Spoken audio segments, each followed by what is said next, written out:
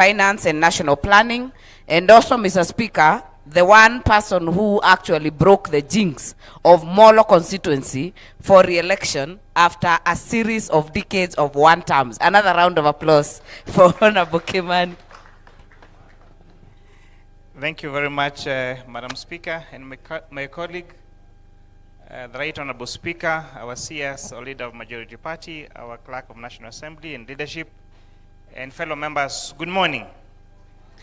I want to take this opportunity to welcome you again to Nakuru County.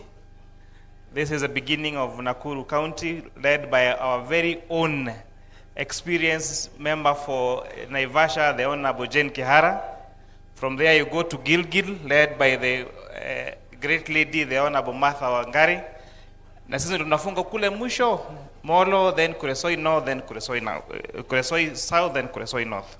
So allow me to take you through my presentation, and I hope yes. So I'm going to take you through the next 10 or 15 minutes to discuss two things.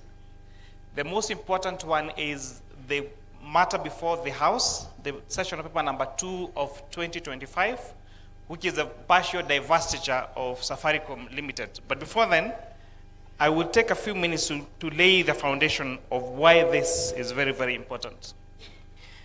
This fifth session, honorable members, represents to us a very key and very prime time where we'll make a very critical decision.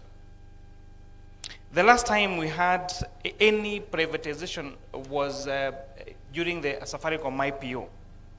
Now this is going to give us a chance to either approve, reject, or amend the session number 2 of 2025 that's where we are of taking some of our shares from Safaricom Limited to some of our shares at Safaricom Limited from Government of Kenya to Vodacom.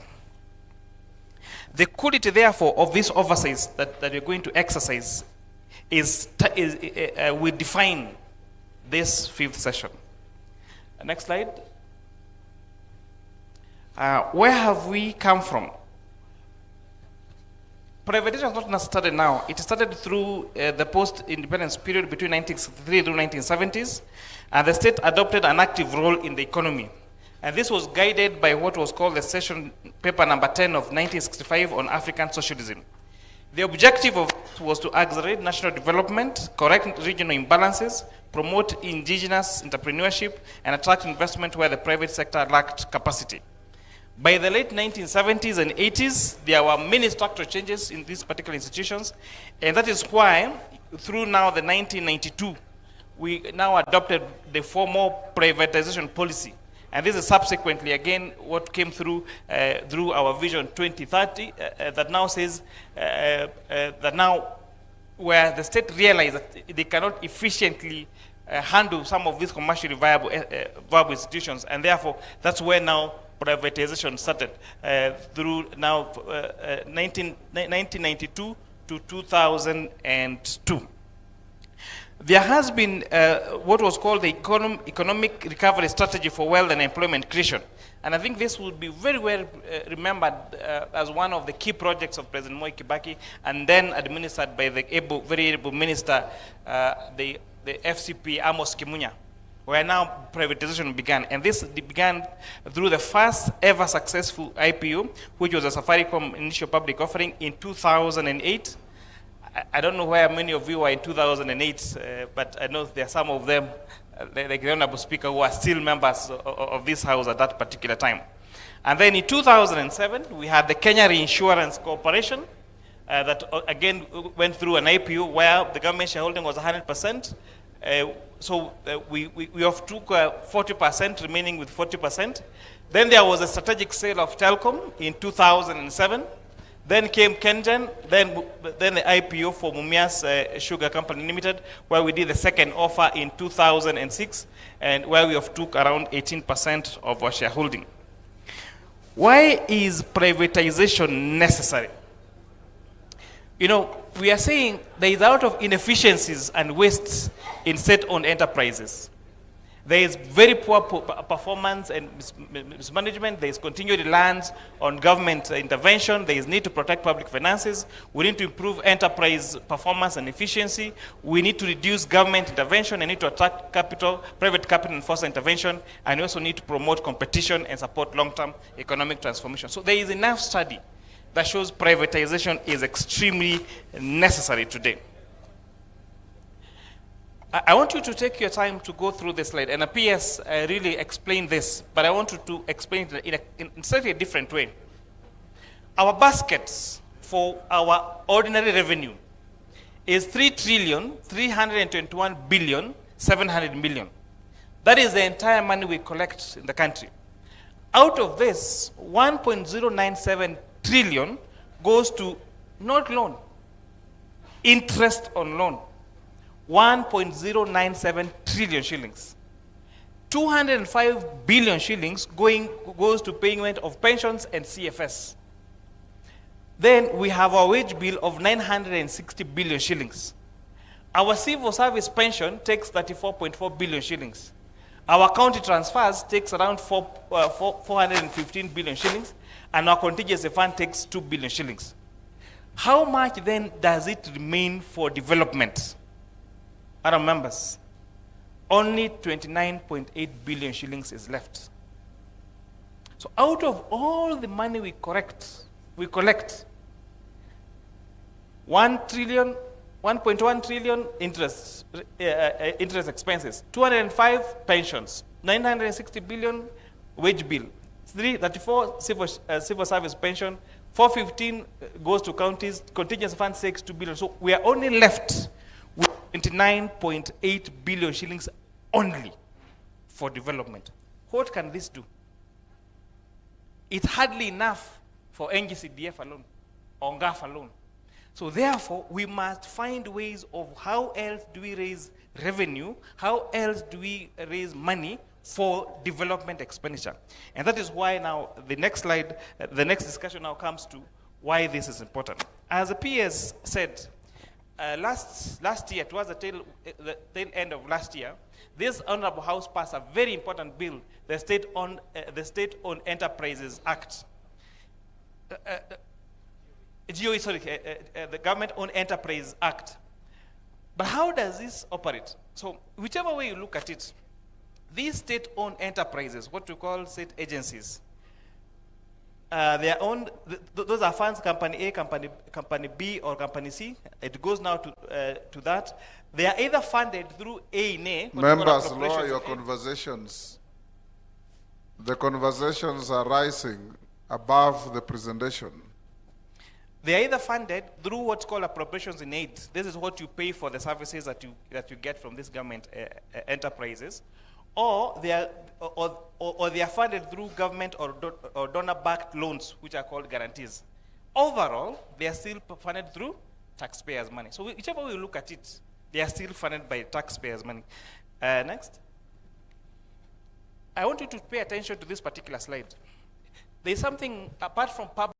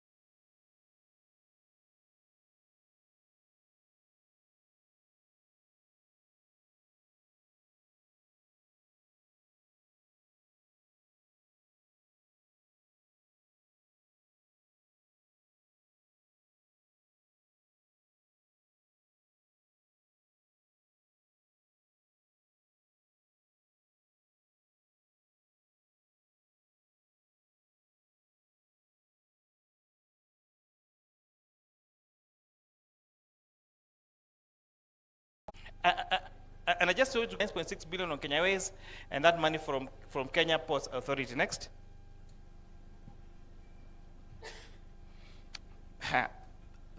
This comes now the critical discussion about privatization. And here, we disagree with National Treasury on many things, this being one of them. In 2023, the cabinet approved 11 SOEs to be privatized. Then there were targeted 18 other SOEs that were targeted for sale.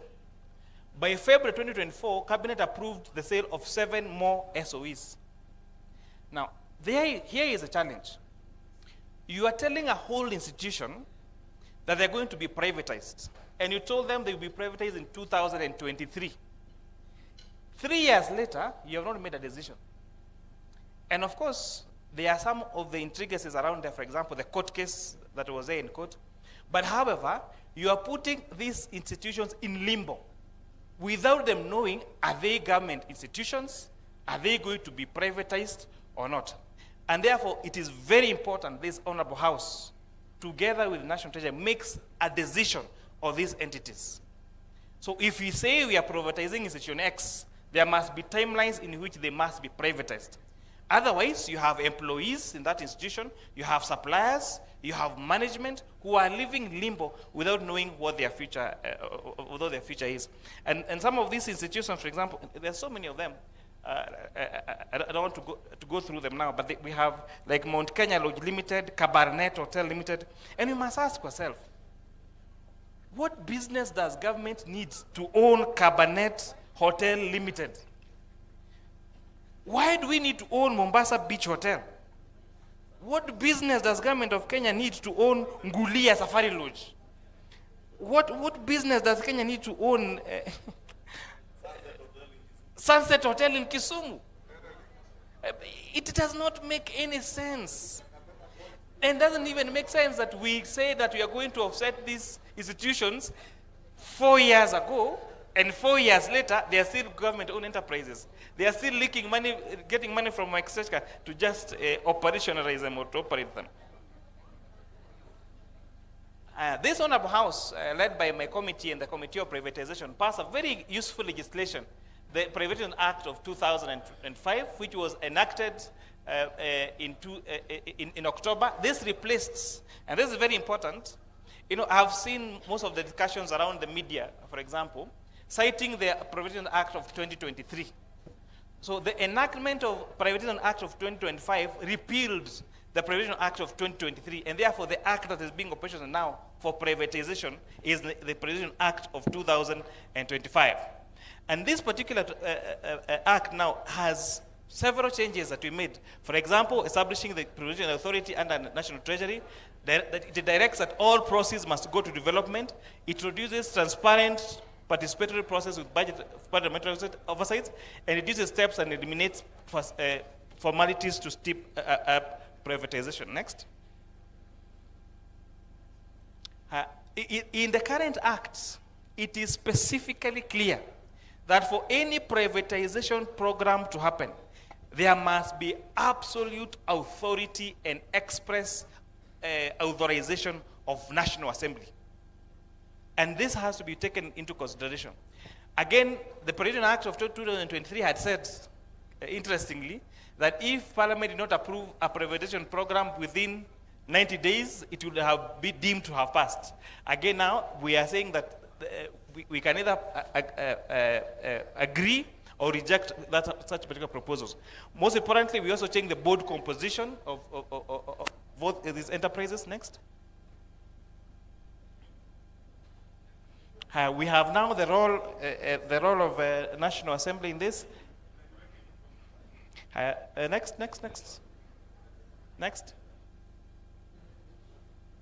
Next. I want to take you through now why we are here today, and I know this is where most people are have been waiting for. The Safaricom partial divestiture. I've had discussions of people saying that government of Kenya is selling Safaricom. There cannot be any more lie or any more mis and disinformation like that.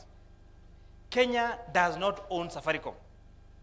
Kenya only holds a stake of Safaricom. We only hold, out of 10 billion shares, Kenya owns 6 billion shares only. And therefore, Kenya is not selling Safaricom Limited. We are only offsetting a bit of our shares, reducing our stake. In December 4th of December 2025, the leader of majority party tabled the session member number 2 of 2025 for future divestiture. The buyer is Vodacom Group. They want to acquire a stake of 15% out of that 5% shareholding, and I think that also needs to go on record. Government of Kenya now, we're getting to the value. Government of Kenya owns 35% of the shares at Safaricom. So what we are doing, or what the proposal is to sell the 15% shareholding to reduce our shareholding from 35% to 20% to Vodacom Limited. The shares being sold at 6,9,814,200 shillings at Kenya shillings 34 shillings per share. The transaction value for that sale is 204 billion shillings.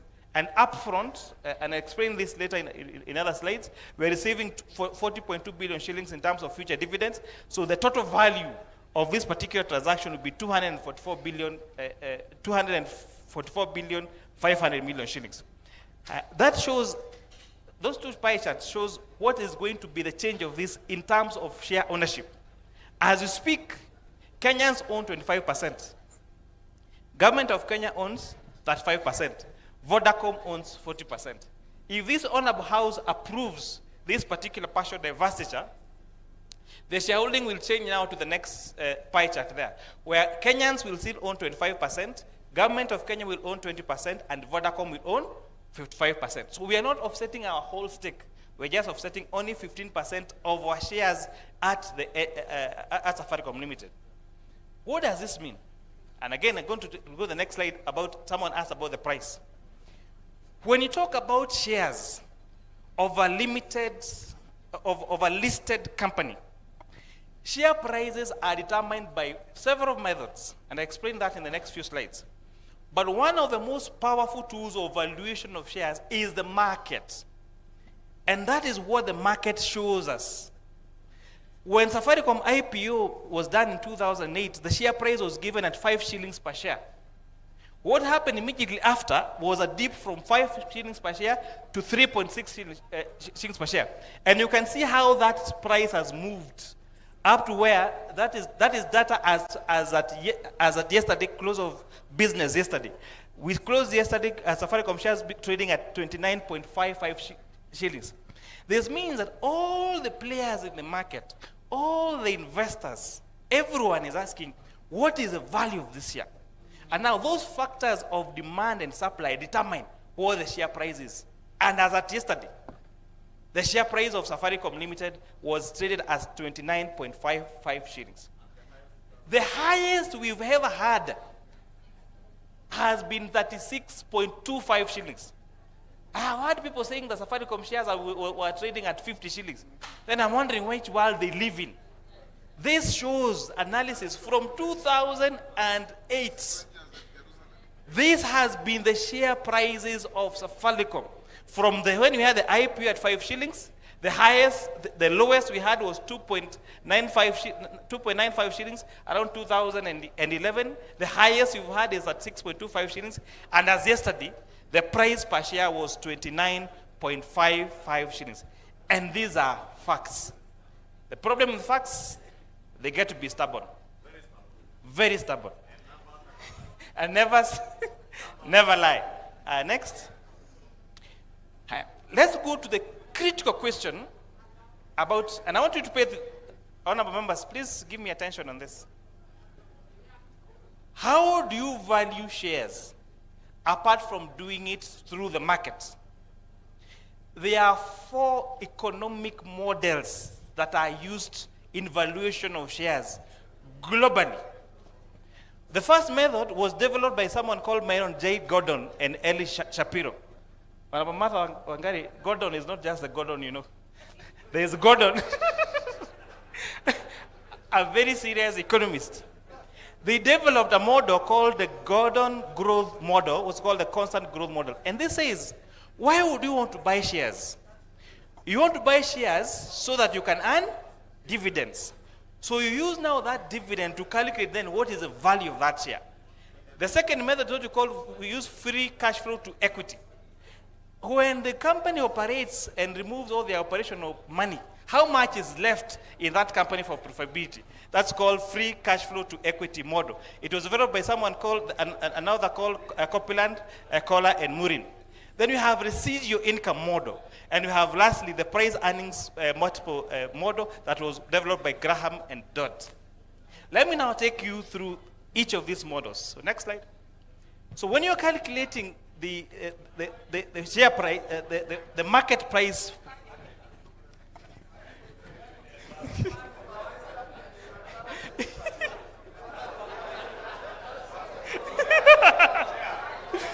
when you're yes.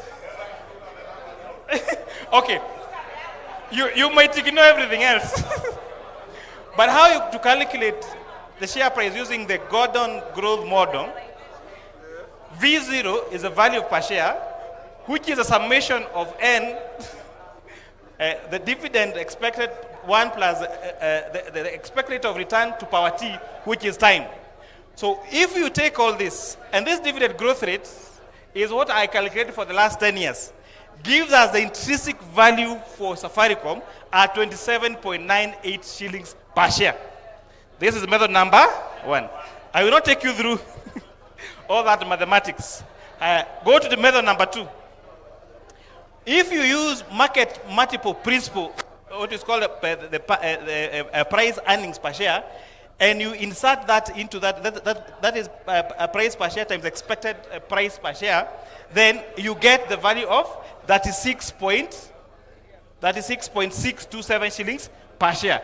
That is our value number 2. We had 4 methods. So let's go to the third method. The third method, we use free cash flow to equity model. And again, I have explained the maths there. Let me not take you through the maths. If you insert all the figures, again there, it gives us the value per share for Safaricom at 25.28 shillings per share. That is formula number 3.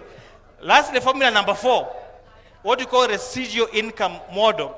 And again, this we take the return on equity, then we divide the required rate of return.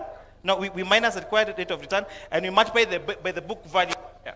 So once you use again this price, this particular formula, and it's substituted there, you get the value per share at 24.55 shillings per share. Next. So those are the 4 models. So the 4 models, if you go quickly back, gave us the first value. Give us the first value at 27.98. The second value is 36.62. And the third value is 25.28 shillings. And the fourth value is 24.55. These are economically, globally valued tools of valuation per share. So the highest is that the one that you've seen at 36. Again, 36.62 is the highest value using the market multiples comparison, that is price by PE, and then the lowest is 24.55 shillings per share. Those are globally accepted models of valuation of shares. So if anyone else tells you that the market share of Safaricom is at 80 shillings, or at 90, or whatever price it is, ask them which valuation model they are using. And if they can prove to us which method they use, then you can say that this share has been either undervalued or overvalued, or whatever value they are going to create. Secondly, when I talk about this value per share, I was speaking to someone over the weekend and saying me, if it is true that the market value of Safaricom is say 50 shillings per share, and yesterday it was traded at 29.55 shillings per share, then there are more than 10 billion shares owned by private citizens in the market, which are trading freely at the Nairobi Securities Exchange. So if you placed an order tomorrow, and you say, I want to buy 10 billion shares at 50 shillings, you will get all those shares, because those people will be willing to offload those shares to you. And anybody from Kenya, from anywhere across the globe, can willingly trade in our shares at Nairobi Securities Exchange. And that, again, is a stubborn fact. Next. What are some of the comparison valuation mechanisms that have been used? Standard Investment Bank, an independent bank, in May 2005, did valuation using discussed cash flows based on 5-year estimates for the GSA business and a mix of EV and EBITDA, that is earnings before interest and tax, and market capitalization to revenue for the financial services, and they valued that shares at that 6.38. Feeder Investment Bank, again in May 2005, valued those shares at 24.8 shillings. NCBA Bank valued Safaricom shares at 27.63. And Kipra valued them at 27, using the value added, when using market share price in January, and 36 using market price share in March 2021. This is before the decree. This is before the investment in Ethiopia. Again, these are valuations from independent institutions using their own models. Next. So we're saying, what are some of the key assumptions that have been made on this Safaricom thing? That we're saying that there will not be any major operational financial shocks. The dividend policy will remain unchanged. There's going to be modest nominal growth. There'll be proportional dividend distribution. That Kenya shareholding would be reduced to 20%. No extra dividends. Stable macroeconomic and regulatory framework, and figures presented in nominal shillings without discounting. Lastly, there is another concept again. So what Vodacom again is offering government of Kenya, if we offtake these shares from you, you are assured of receiving dividends every year. And you will receive dividends, say, for the next 6 years. So in lieu of the dividends that you're supposed to receive, they are saying, we will pay you that money in advance, upfront. What does that mean? Go to the next. So it means that if you take all the money that we're supposed to receive in the next six years, assuming the same dividend payout ratio, we would have received 66 billion shillings in the next 6 years. Next. But how much are we receiving now? And I want to take this time to address that question. So we would have received 66 billion shillings in the next 6 years. How much are we receiving now in lieu of that dividend? 40 billion shillings. That is the offer on the table. What does that mean? Are we taking a loss? Are we taking a profit?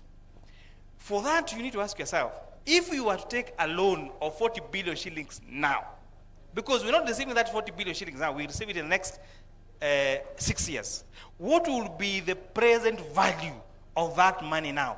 And to take the present value, you use 1 plus expected rate of return, then you multiply the number of years. No, the 55 divided by 1 plus R is the growth rate multiplied by 2 power 6, that is the number of years. It would mean that the value of that money that you're supposed to receive in future now is 29.3 billion shillings. That is the difference between present value and future value. 40 billion shillings in 6 years is worth 29 billion shillings now, because of what we call discounting for present value and future value. To put in other ways, we're saying, if you receive cash today, you will receive 40 billion. In 6 years, that dividend will have received 55 billion shillings. With a funding cost of around 5.6% per annum, and if you take the market sovereign yield at 11.3 million shillings, it means the present value of that 55 is 29. So actually, we are taking a gain by receiving that money now and not in future, using this simple calculation. Next. Next.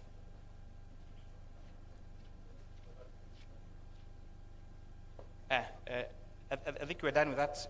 So I hope that we have gone through this mathematics of what does it mean now to receive the dividend in future, and what does it mean if you receive that money in 6 years. Number 2, I hope I've been able to take you through the calculations and you have understood what that valuation per share would actually mean. However, what are the gray areas on this particular transaction? And this is what I want to conclude with. The communication from a speaker was very, very critical. When this paper was tabled, when the Senate paper was tabled on 5th of December at the House, the speaker made a communication, and I want to pay attention to this communication, and said the counting of days that are required for Parliament to make a decision will start on 10th of February. What does the PFM Act say about that very important date? The PFM Act says when a sessional paper for divestiture of shares is tabled into Parliament, it must be considered in the House within 28 sitting days. And what does it mean if Parliament does not approve or reject or make a decision on that? It means that that sessional paper would have deemed to be approved. Therefore, members, if you make whichever decision you make, you must make it within 28 sitting days. And what does sitting days mean? If Parliament sits on a Tuesday morning and Tuesday afternoon, those are how many days? And therefore, calculating these days, if you go straight on, we have up to, Cynthia, we have up to, go straight on, we calculate these days. We had up to, I think, some date in March.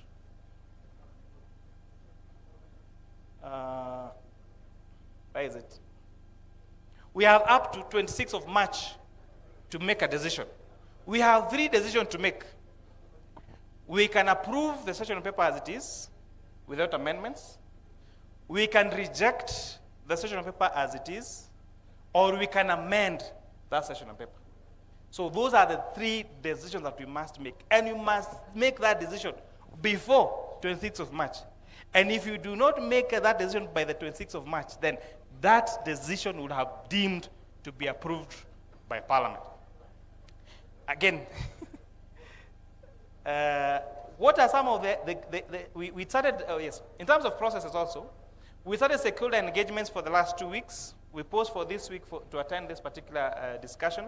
Then next week on Tuesday, and I will be sharing that with honorable members because it's very important, we are doing public participation and civic education in 30 counties. So I'll share those counties with you and the dates and the venues so that please members help us mobilize yourself and members of the committee to come and attend those public participation hearings. But what are the gray areas here? The sessional paper says that this money will be spent on critical and viable infrastructure projects. But here is a challenge. As it is now, if this Honorable House approves this partial divestiture and that transaction is complete, where will that payment be made to? The money will be deposited into the consolidated fund services account. When money goes to CFS account, has no discretion of, it doesn't matter what the PS wants to pay. There is order, first charge, second charge, third charge. So, and I heard the PS talk about infrastructure fund, but is there a legal framework for that fund yet? And I know the PS is here, he will respond to that particular question. So our concern so far, and the concerns of the members of the public is, if this money is deposited to the consolidated fund services account, there is no legal framework or legal guarantee that that money will go to be spent on key infrastructure projects. And therefore, it's very important that as we make a decision on this, we are guaranteed, or we make the framework to guarantee that that money will go to the infrastructure projects that the government is talking about. It is not enough to talk about that's going to go into infrastructure. It is important to have a clear legal framework that guarantees. And I think we could be back to where we were in 2024 with the housing levy. Remember when you passed the Finance Act of 2023 and created a housing levy. What was telling in court was said, we have created a housing levy for affordable housing. But what guarantees that that levy will go towards paying for affordable housing? So we had to come back later in the year and do the Affordable Housing Act that now created the Affordable Housing Fund that now guarantees your housing levy, you are sure that inatoka kwa payslip, inaenda kwa fund that goes to build those particular projects. So Treasury is here to demonstrate to us that this money actually has a legal framework that guarantees that it will go towards creating that infrastructure fund that they're talking about, and that has to be through a legal framework, not just by saying. Number 2, A question is asked, which law should have been followed in terms of privatization? And people are saying we should follow the Privatization Act. Unfortunately, the Privatization Act exclusively excludes partial divestiture of government shares from following the Privatization Act. So the Privatization Act cannot be used in partial divestiture.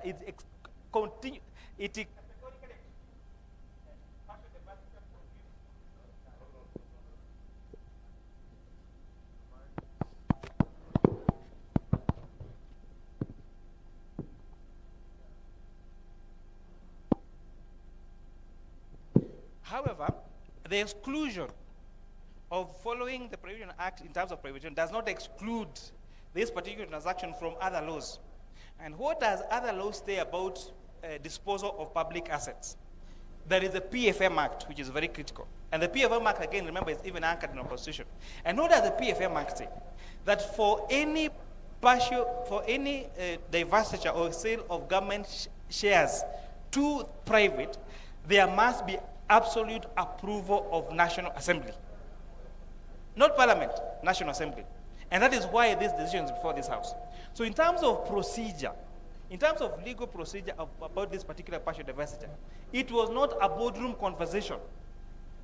What you have now is a proposal by executive asking Parliament to approve for this particular partial divestiture. And that is exclusively and well provided for under the PFM Act. So in terms of following legal procedure, there has not been any breakage of any law because no decision has been made. If this Honorable House, for example, decides that they are not going to approve this particular partial divestiture to Vodacom, the transaction will be dead. There cannot be any sale of these shares if there is no absolute approval of the National Assembly.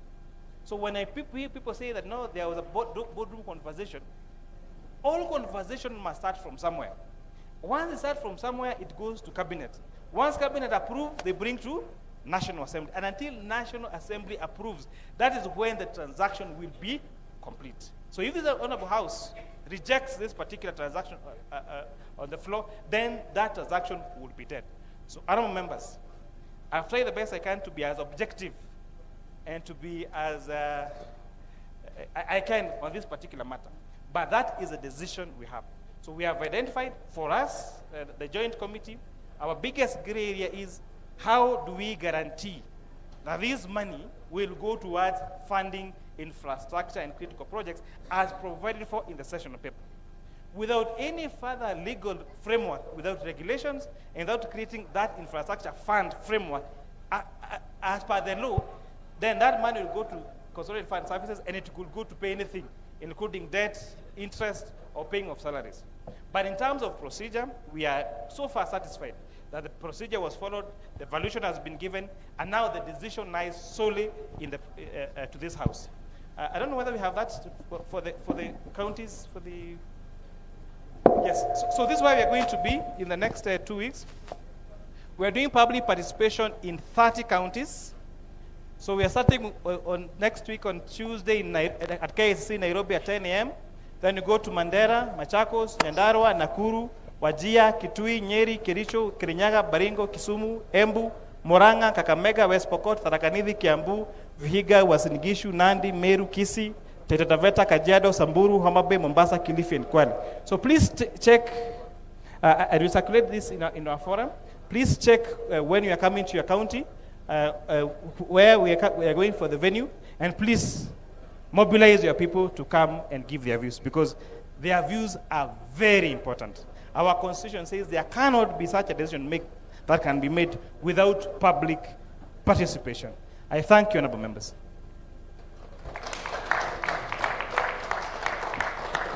Another round of applause for Honorable Kimani. Yes. Honorable Kimani Kuria, you tried to carry members apart from one slide where you lost them in the summations and the intrinsic value, but they are back. Yes. Mr. Speaker, if you allow us, we can go to the plenary before. Yes, we can go to the because Honorable Shuria's presentation was to be done together with Honorable Kimani. Yes. So, honorable members, do plenary for For Dr. Chris? 1 hour. For 1 hour. We have a lot of time, honorable members. Let me start with the first three, this side, first three here, and first three here. I will start with the Honorable Faith. I'll go to Honorable Karoli, and I will go to Honorable Basil. On this end, I will start with Honorable Bishop Kosgei, Honorable Sunkuli, and Honorable Kamene. On this end, Honorable Amudende, Honorable Shinali, and Honorable Salasia, in that order.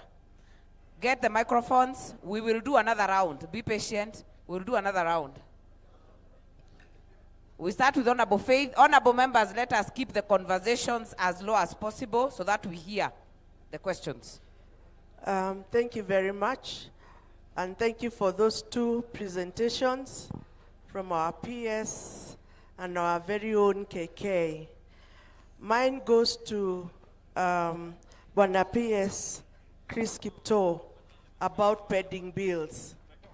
I know you mentioned, but you didn't conclude on this issue. The status of pending bills is a great concern to Kenyans.